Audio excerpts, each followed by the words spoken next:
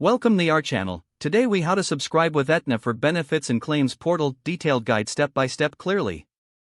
Locate the sign in button on the home page. Click on the button to proceed to the login page. If you do not have an account, find the option to create a new account.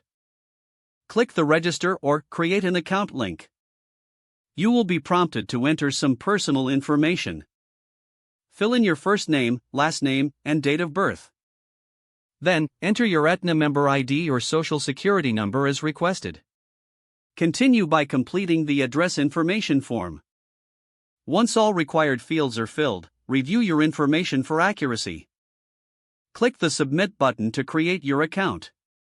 After creating your account, you will receive a confirmation email.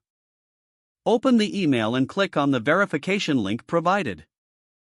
This will prompt you to return to the Aetna login page. Enter your newly created username and password to log in. Once logged in, navigate to the Benefits and Claims portal. Familiarize yourself with the dashboard and available options. You can now view your benefits, submit claims, and track their status.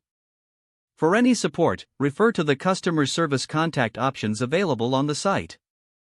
Keep your login information secure for future access. If the page does not load, refresh the browser or try again in a private or incognito window. Make sure you are using the correct email address, then retype it carefully to avoid small typos. If your password is not accepted, use the reset option and create a new strong password you can remember. Check your spam folder for verification or security emails, then complete any requested confirmation steps. Enable two-factor authentication if available to improve account security and reduce unauthorized access risk. After signing in, review your profile details so your contact information and settings are accurate and current.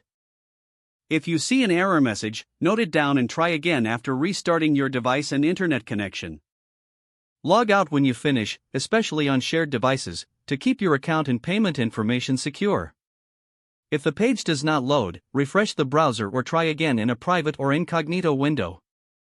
Don't forget to like this video and subscribe to our channel for more step-by-step tech guides.